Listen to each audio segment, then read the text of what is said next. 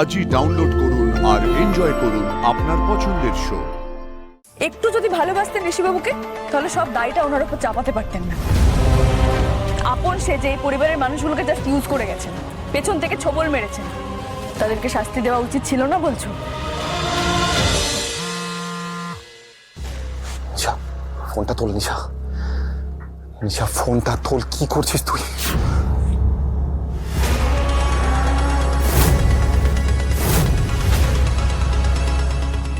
সবাই এদিকে এসো, তাড়াতাড়ি কাম ফাস্ট।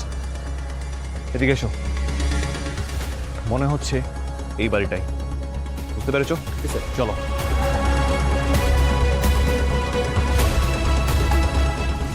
চুপ চুপ, সব কাজ বন্ধ। এই তাড়াতাড়ি সব চেঞ্জ করে দে, মনিটরে অন্য কিছু দেখা দিতে হবে। তাড়াতাড়ি তেলোমেলো করে দে। চল চল চল চল।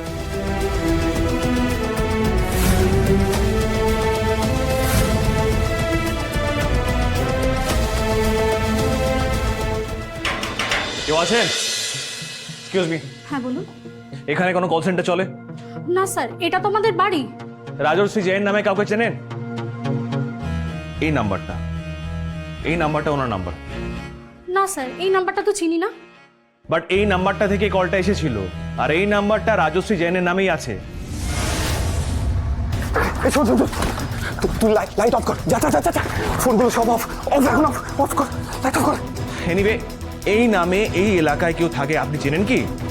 না স্যার, এই নামেও আমি কাউকে চিনি না। ওদিকটা কি আছে?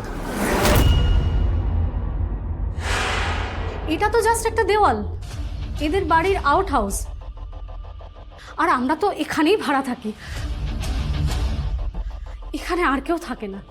ঠিক আছে, থ্যাংক ইউ। চলো ওদিকে চলো।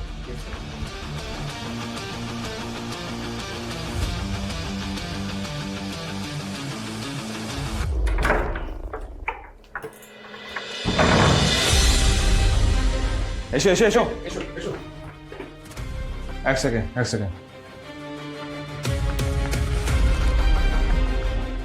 বুঝতে পারছো? ঢক ঢক আওয়াজটা হচ্ছে, তার মানে এই দেওয়ালের ওপারে কিছু একটা আছে। Okay sir. একটা কাজ করে দিকে এসো, এই দরজাটা ভেঙে ভেতরে ঢুকতে হবে, আর তোমরা এই পুরো বাড়িটাকে ভালো করে ঘিরে ফেলো। যাও যাও যাও, এসো তাড়াতাড়ি এসো।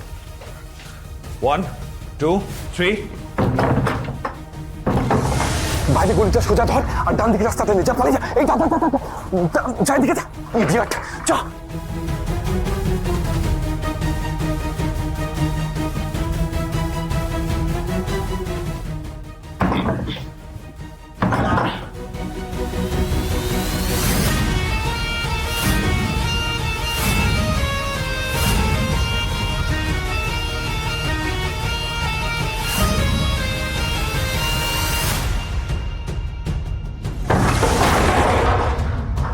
এদিকে চলো, এদিকে চলো।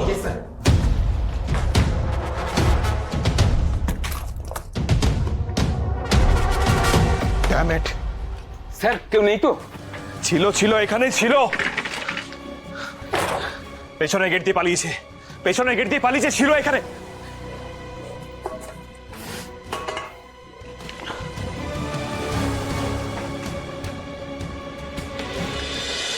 মহারানী, ও মাই গড, তার মানে এটা মহারানীর সেন্টার।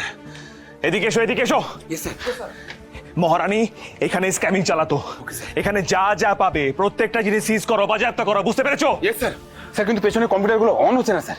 আইটি এক্সপার্টদের ডাকো, এই কম্পিউটারগুলোকে খুলতে হবে, বুঝতে পেরেছো? আর আমি শিওর এই কম্পিউটারের মধ্যে কিছু গ্রুপ আছে, ওদেরকে পাওয়া যাবে যারা এখানে ছিল, বেশি দূর পালাতে পারেনি। বুঝতে পেরেছো? চলো চলো, লেট করো না, ফাস্ট। ফাস্ট।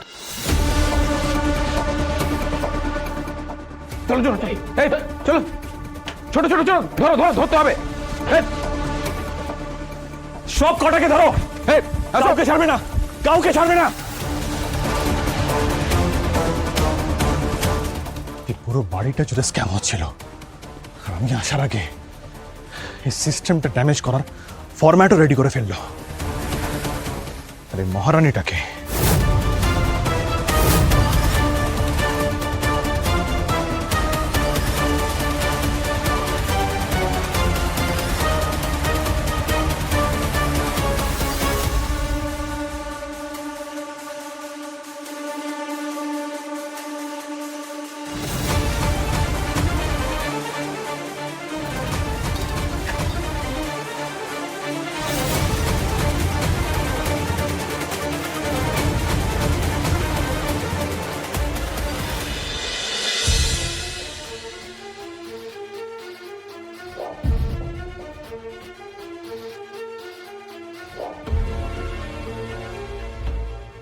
কোথায় যেন দেখেছি এটাকে, কোথায় দেখেছি?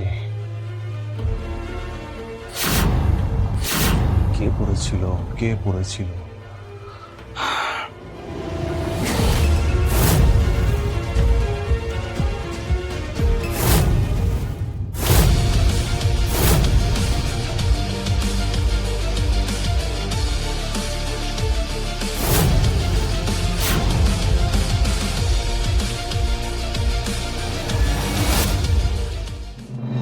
দাদা ভাই, আমার বাবাকে প্লিজ ক্ষমা করে দাও না দাদা ভাই। দেখো কতদিন ধরে আমার বাবা তোমাদের সাথে কাজ করছে, বলো একবার একটা ভুল করে ফেলেছে, ক্ষমা করে দেওয়া যায় না বলো দাদা ভাই? প্লিজ দাদা ভাই, বাবাকে ক্ষমা করে দাও প্লিজ।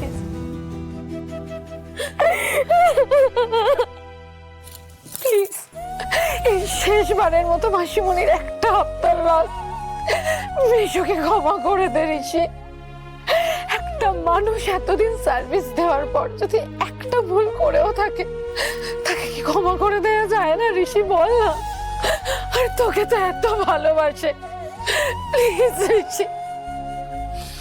মেশমশাই আদৌ আমাদের কাউকে ভালোবেসেছে কোনোদিন? এইভাবে বলিস না রে ঋষি, একটা ভুল দিয়ে একটা মানুষকে বিচার করিস না। তোদের তো মনটা অনেক বড়, বল না? আচ্ছা ঠিক আছে, মেশমশাইকে তোদের কাছ থেকে ছাড়িয়ে দে, কিন্তু জেল হতে দিস না ঋষি, প্লিজ। মাসিমণির একটা কথা শুনে এরকম করিস না, প্লিজ ঋষি। মাসিমণি, এটা নিয়ে আমরা পরে কথা বলি, প্লিজ প্লিজ। ডিস্টার্ব করো না ওনাকে। দেখো মানসিকভাবে প্রচন্ড প্রেসারে আছেন উনি, আর ডক্টর কিন্তু বারবার বলে দিয়েছেন কোনোভাবে যেন মানসিক চাপ না পড়ে। দেখতেই তো পাচ্ছ কি অবস্থা ওনার। আর একটা কথা, যাদেরকে নিয়ে এত কথা বলছো তোমরা, তারা দুজন এত অন্যায় এত অপরাধ করার পরও কিন্তু একটিবারের জন্য ক্ষমা চাইনি। লাস্ট মোমেন্ট পর্যন্ত শুধু থ্রেট করে গেছে। জিজ্ঞেস করো না বাবা কাকুমণিকে, যখন পুলিশে নিয়ে যাচ্ছিল তখন অব্দি ধমকে গেছেন ওনারা। যদি ক্ষমা করে দেওয়া হয় না ওনাদের, তাহলে আবার একই কাজ করবেন।